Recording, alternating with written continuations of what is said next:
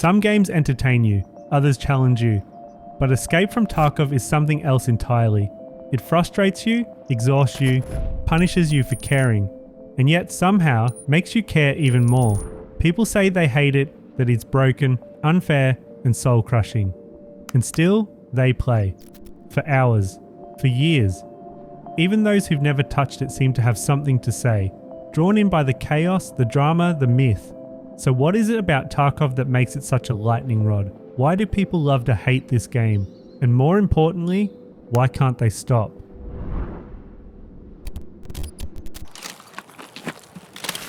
Escape from Tarkov doesn't want you to have fun, at least not in the traditional sense. This isn't Call of Duty where you can jump in and start getting kills. This isn't Fortnite where you can build your way out of trouble. This is a game that actively punishes you for existing. Picture this, you're a brand new player. You've watched some streams, maybe a few YouTube videos. You think you're ready. You load into your first raid with your basic gear, and within 30 seconds, you're dead. You don't know who killed you, from where or why. No explanation. The learning curve in this game is seriously brutal. This isn't a bug or bad game design. This is exactly what the developers intended. So why do people subject themselves to this torture? Because Tarkov offers something no other game can, genuine consequences. Every decision matters. Every sound could be your last. Every piece of gear you bring into a raid might be gone in seconds. When most games hold your hand, Tarkov slaps it away and tells you to figure it out yourself. There's no matchmaking system putting you against players of similar skill. A level 1 player with SKS can end up in the same raid as a level 50 Chad with level 6 armor and meta weapons. This creates an environment where survival feels like a genuine achievement.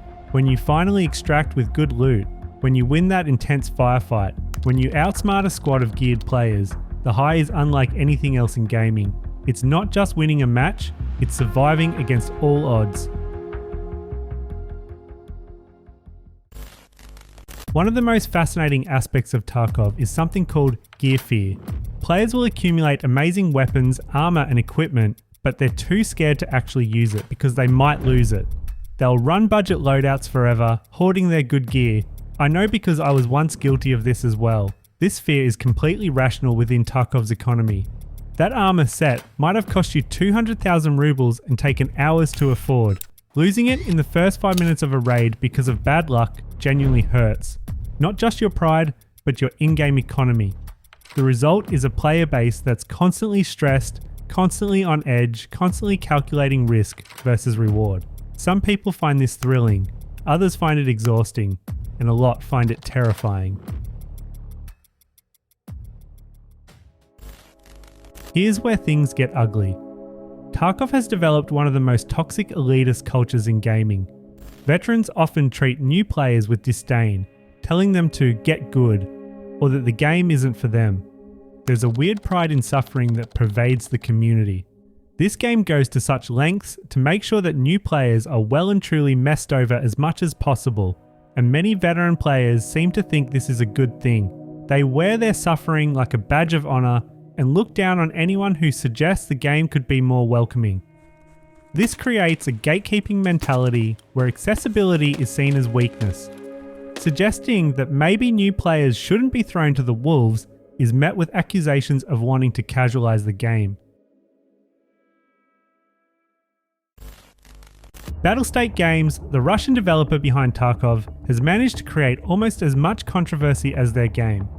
From controversial business practices to terrible PR problems, they've given people plenty of reasons to dislike them beyond just the game itself. The studio was hit with widespread player outrage. When it was revealed, the long-awaited PvE mode was locked behind a $250 paywall. This wasn't just expensive DLC, this was a core feature that players had been promised, suddenly put behind an enormous paywall.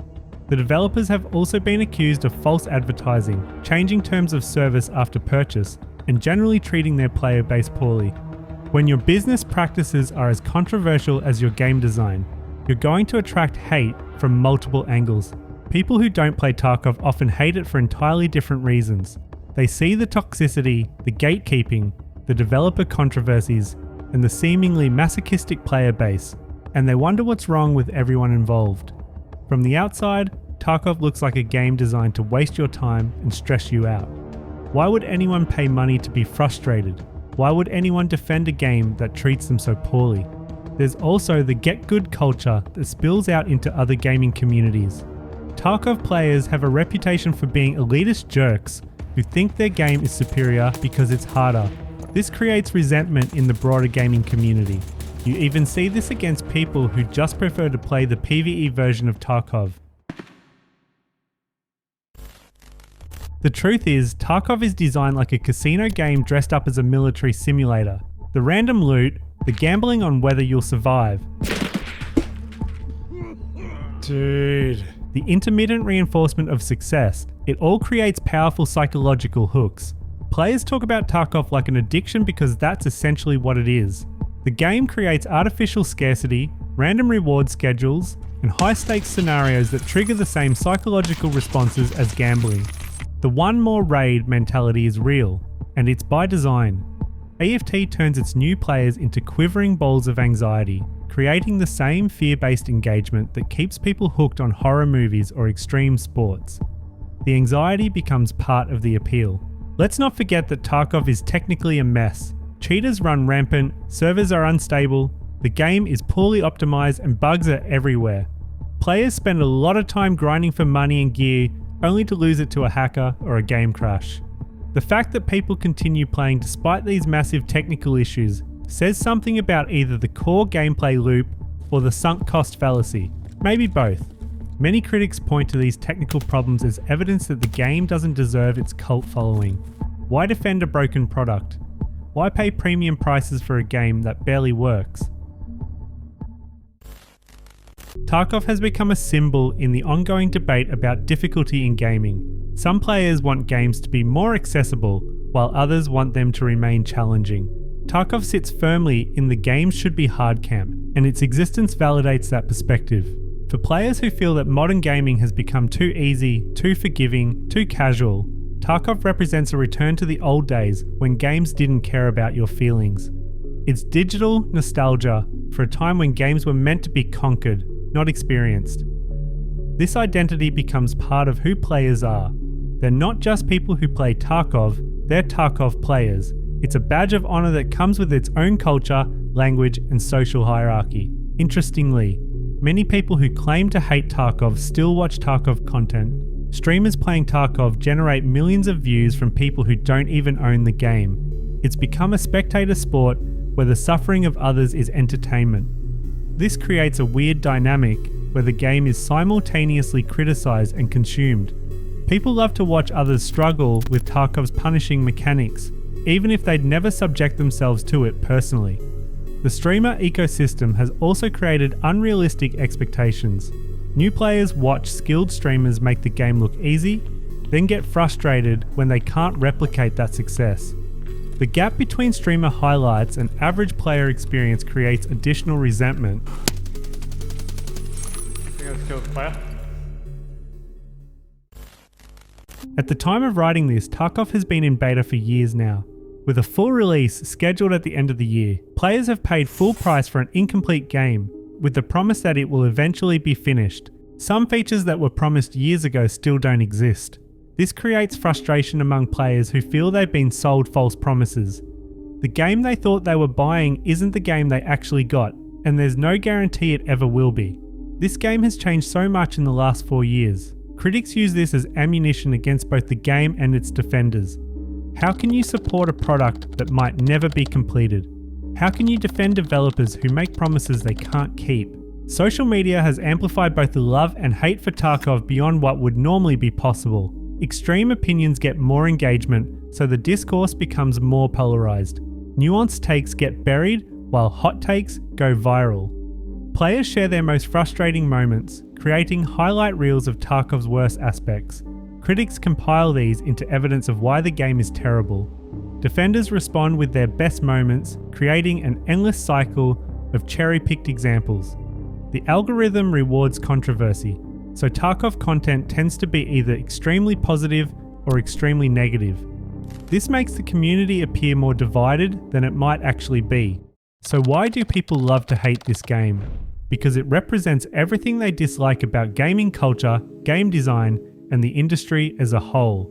It's elitist, exclusionary, technically flawed, and seemingly designed to waste your time. The game's defenders can be obnoxious, the developers make questionable decisions, and the whole ecosystem seems to be built on suffering rather than enjoyment. For people who want games to be more inclusive and accessible, Tarkov represents the opposite direction.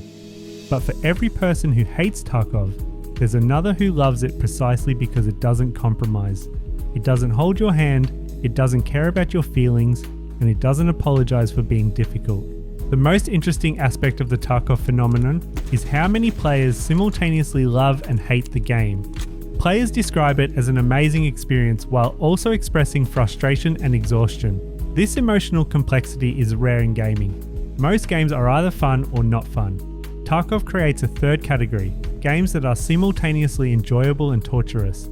It's digital masochism with genuine rewards. The intensity of emotion, whether positive or negative, keeps people engaged. Indifference kills games, but Tarkov generates passionate responses in both directions. Even the hate is a form of engagement. Tarkov's success has influenced other developers to create similarly punishing experiences. Tarkov-like genre is emerging, with games trying to capture the same high-stakes, high-stress gameplay loop. This suggests that despite all the criticism, there's a genuine market for games that prioritize difficulty over accessibility.